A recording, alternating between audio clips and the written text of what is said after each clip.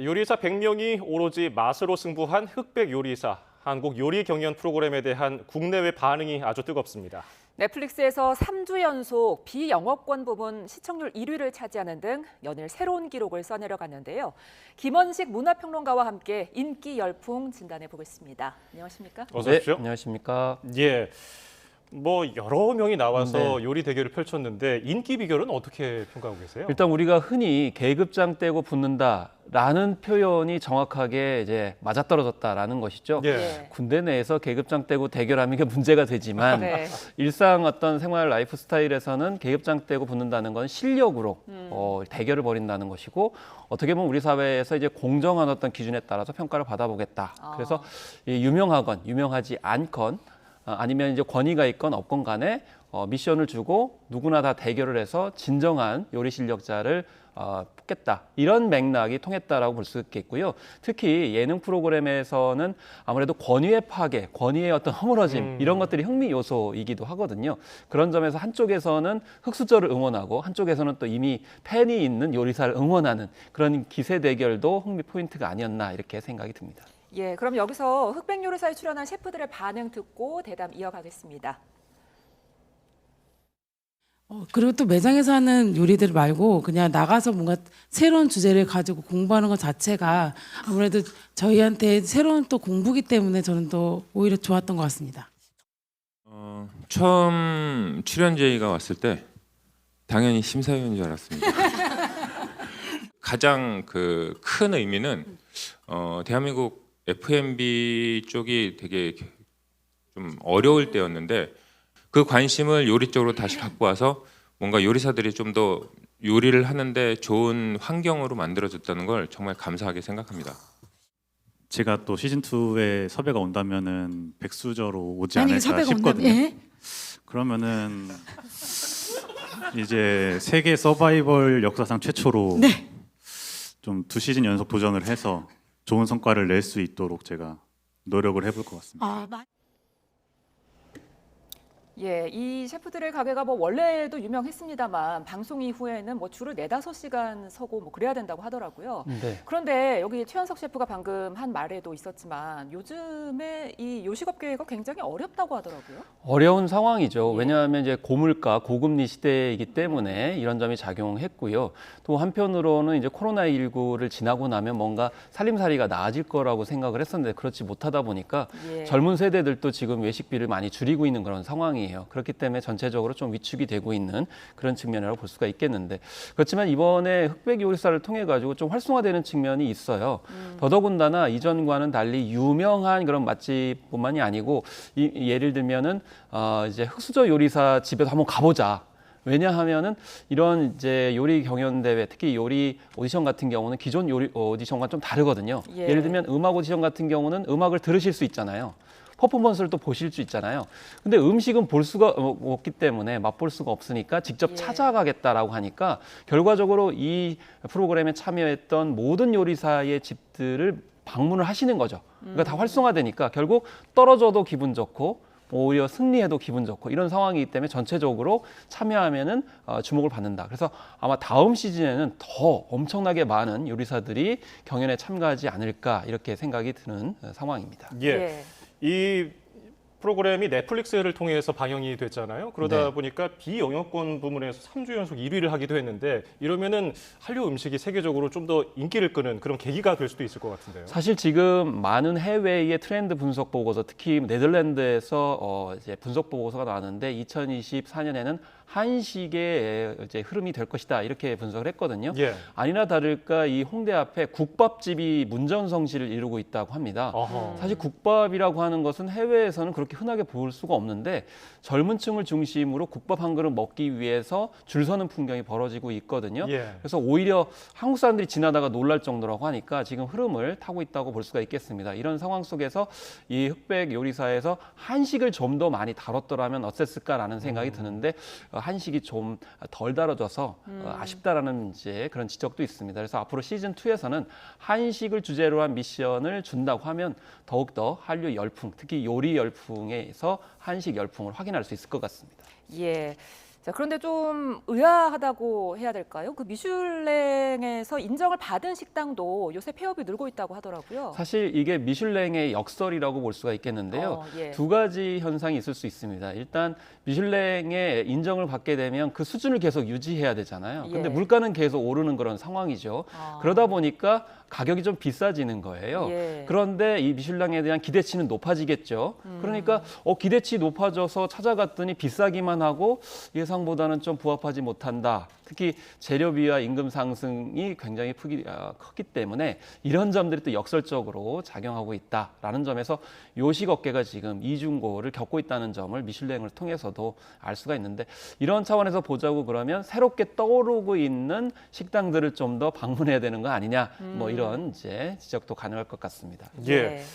이게 인기가 많다 보니까 이게 팬들도 많아지고요. 또 논란이 생겨서 좀 시끄러워졌었는데 어떤 내용이 있었습니까? 사실 백수저 요리사 같은 경우는 굉장히 유명한 분들이거든요. 근데 예. 공정한 룰에 따라 가지고 이렇게 유명한 분들도 팀 대결에 참여를 하게 됩니다. 그러면 팀 대결을 하게 되면 다 똑같은 그런 크루 구성원이 되는 건데, 이 과정에서 무슨 일이 있었냐면은 이 선경 로운 게스트라고 하는 그런 셰프가 감자 요리를 두고 이 다른 셰프와 이제 약간의 다툼이 있었어요. 그래서 예. 감자 요리를 이렇게 해야 된다, 이렇게 해야 된다, 이렇게 했었는데 결과적으로 나중에 이 선경 로운 게스트 셰프의 감자 요리가 덜 맛있다 이런 평가를 들었거든요. 근데 나중에 그래서 결과적으로 그 팀이 지게 됐어요. 아하. 그러니까 결국에는 악플이 요리사한테 가게 됐고, 그래서 8,000개 이상의 악플이 달리게 되면서 고통을 호소했습니다. 그래서 한국에 와가지고 이런 집단 괴롭힘을 당할 줄은 정말 몰랐다 이렇게 했는데, 이게 결국에는 이미 백수저 셰프들한테는 팬들이 있거든요. 예. 그 팬들 입장에서 봤을 때는 이게 이제 공정하지 않다. 그래서 팀 대결이 가지고 있는 한계점도 이렇게 노출이 됐다라고 볼 수가 있는 것이죠. 예, 그런가 하면 전세적으로 사랑을 받다 보니까 좀 황당한 일도 일어났는데요. 일부 중국인들이 뭐 한국이 중국 문화를 훔쳐간다, 뭐 이런 말들을 하더라고요. 네, 그래서 이제 그 중화 요리를 할 때 바스라고 하는, 그래서 이 이제 길게 실처럼 이렇게 느리는, 그러면서 요리를 하는 장면이 보여졌었는데요. 예. 그것이 굉장히 또 눈길을 끌었고, 뭐 백종원 대표 같은 경우도 굉장히 좋게 보면서 극찬한 상황이 벌어졌는데, 문제는 이제 중국 쪽의 누리꾼들이 아니 중국 요리를 한식이라고 주장할 것이다 그랬습니다. 주장했다는 게 아니고 주장할 것이다라고까지 얘기를 했어요. 예. 그리고 한국이 중국 문화를 훔쳐갔다. 한국에는 고유 요리 없다. 뭐 이런 식으로 표현을 했고, 심지어 백종원 대표는 대도둑이다 이렇게 얘기했는데, 아무래도 그 프랜차이즈 이제 운영하다 보니까 이제 중화 요리 계통이 있기 때문에 그런 게 아닌가라는 생각이 드는데, 예. 중요한 거는 중국 요리라고 밝혔습니다. 그럼요. 밝히지 않은 상황에서 그랬다면 이게 문제가 되겠지만 이미 다 밝혔고요. 그런 점에서 너무 지나치게 지적을 한 것이다 이렇게 볼 수가 있겠습니다. 그래서 이런 논란들이 계속 벌어지고 있는 것은 결과적으로 중국이 한국의 이런 방송 프로그램에 대한 두려움, 이런 것이 이제 시기 질투로 이제 이어지는 게 아닌가라는 측면에서 봤을 때 좀 바람직하지는 않다라고 생각합니다. 예. 예. 뭐 중국에서 일부 누리꾼들이 얼토당토하는 주장을 하는 건 뭐 하루 이틀이 아닙니다만은, 그런데 의아한 게요. 넷플릭스가 서비스 제공이 안 되는 몇 개 국가가 있는데 그중 하나가 중국이란 말이죠. 그렇습니다. 근데 중국 사람들은 어떻게 넷플릭스 내용을 알고 있습니까? 네, 그러니까요. 그래서 중국 같은 경우는 이제 유튜브를 포함해서 넷플릭스와 같이 온라인에서 지금 굉장히 인기 있는 그런 플랫폼들을 허용하지 않고 있죠. 그러니까 예.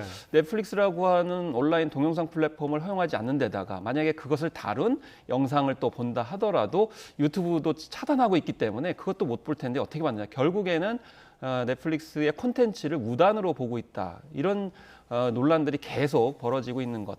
결국에는 중국 당국에서 그걸 금지하고 있지만 일반 중국 그런 시민들, 국민들은 우리 한국 콘텐츠를 굉장히 많이 보고 있다라는 이중성을 이번에 드러냈다라고 볼 수 있겠습니다. 예, 비슷한 맥락으로 콘텐츠를 자체적으로 생산하는 게 아니라 남이 생산한 콘텐츠를 가지고 이제 이익을 보는 콘텐츠 부업, 온라인 부업도 요새 극성이죠.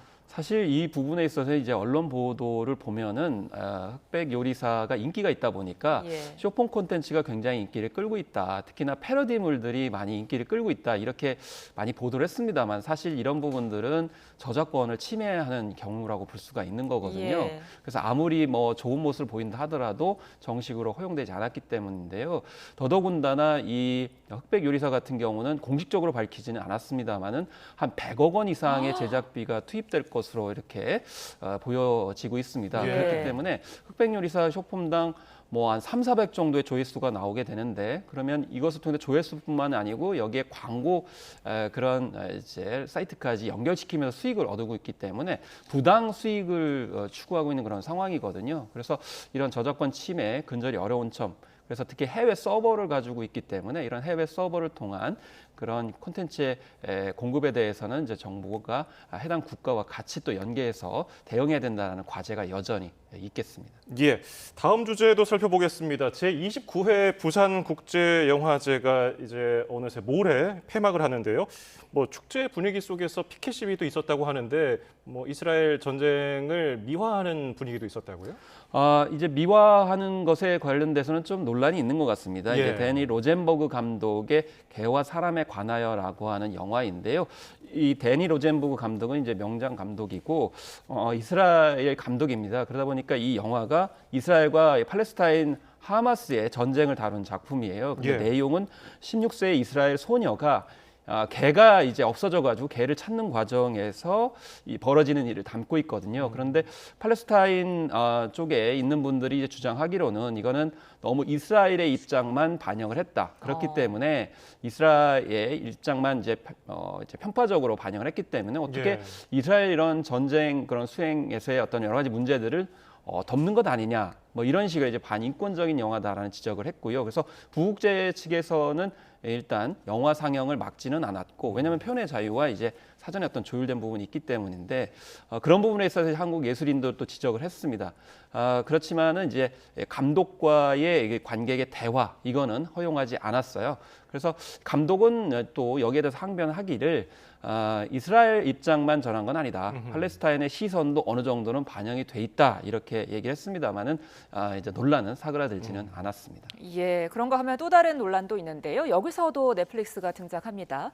이번에 처음으로 이제 OTT, 그러니까 넷플릭스 영화가 개막작으로 선정이 네. 됐는데요. 그러면서 또 여러 가지 말이 나오거든요. 사실 OTT의 힘이 참 굉장하기 때문에 그래서 부산국제영화제 같은 경우는 작년에도 이제 OTT 작품들을 대거 선을 보였어요. 근데 이번에 같은 경우에는 개막작으로 이제 전란이라고 하는 그런 작품을 이제 선택을 했기 때문입니다. 이 전란 같은 경우에는 왜 이제 비판에 직면했냐면 지금 영화 극장계가 어렵다. 그런데 어떻게 OTT 영화를 부산국제영화제에서 이렇게 선보일 수 있냐? 더구나 독립예술 영화를 주로 부산국제영화제가 주안점을 뒀었는데 이 부분에 있어서 소홀한 거 아니냐 이런 지적들이 나왔던 거거든요. 그런데 이제 부국제 측에서는 개막작이라는 것에 대한 오해가 있다. 이 개막작 같은 경우에는 전문가 혹은 영화인들만 오는 것이 아니고 일반 시민들도 참여하기 때문에 대중성 있는 작품을 보여주는 것이 필요하다라는 것이고요. 실제로 이제 보신 분들 같은 경우에는 전란이 작품성도 있고 대중성도 있다 이렇게 얘기를 하고 있어요. 그런 점에서 OTT가 힘을 발휘하고 있는데 이 개막작에서 어쨌든지 간에 어떤 작품을 할지에 대해서는 대중성을 좀 더 강조하는 부산국제영화제의 그런 의중이 읽힌 그런 상황이었습니다. 예. 뭐 어느 한쪽이 너무 커지면은 뭐 그 문제점이 드러나기 마련인데 넷플릭스 같은 글로벌 OTT 업체가 우리나라에서 막대한 돈을 벌어들이고도 세금을 그만큼 내지 않는다는 비판이 있는데 이건 어떻습니까? 몇 가지 포인트가 있는데요. 첫 번째 같은 경우는 이 온라인 동영상 플랫폼은 인터넷 회선을 쓰죠. 그럼 트래픽이 많이 발생을 합니다. 그래서 그에 대한 대가를 내라라는 것이 망사용료인데 국내 업체들은 내고 있는데 넷플릭스 등은 안 내고 있거든요. 예. 그래서 많이 트래픽을 사용하면 내야 되는데 그렇지 못했다라는 점이고요. 한편으로 최근에 필리핀 같은 경우에는 이런 온라인 서비스 업체에 대해서 12%의 부가가치세를 이제 매기는 그런 상황인데 넷플릭스 같은 경우 우리나라에서 8천억 원의 매출액을 올렸는데도 법인세는 36억 원밖에 내지 않았어요. 예. 그리고 넷플릭스 같은 경우 이게 방송하고 그다음에 영화하고 같이 절충한 그런 플랫폼이거든요. 예. 그런데 방송 발전 기금도 안 내고 어. 그다음에 영화 발전 기금도 하나도 안 내요. 더더군다나 넷플릭스 때문에 방송도 어렵고 영화도 어려운 상황이거든요. 근데 기금을 하나도 안 내는데 지금은 기금이 또 고갈되는 그런 상황이에요. 예. 그렇기 때문에 이 많은 이제 국민들 입장에서는 넷플릭스가 이런 영화 발전 기금이나 통신 발전 기금을 내면 아무래도 혜택을 볼 수 있는 여지가 있거든요. 예를 들면 입장권 가격이 낮아질 수도 있고 그래서 어쨌든 돈을 많이 벌었으면 거기에 대한 세금을 내야 되는 것, 기울어진 운동장을 이제 바로잡아야 된다라는 것이 이제 보통의 지금 지적이 되겠습니다. 예, 넷플릭스의 사회 환원도 좀 기대해 봐야겠습니다. 더 이미지가 더 좋아지겠죠. 그럼요. 네. 예, 지금까지 김원식 문화평론가와 함께했습니다. 오늘 말씀 고맙습니다. 감사합니다.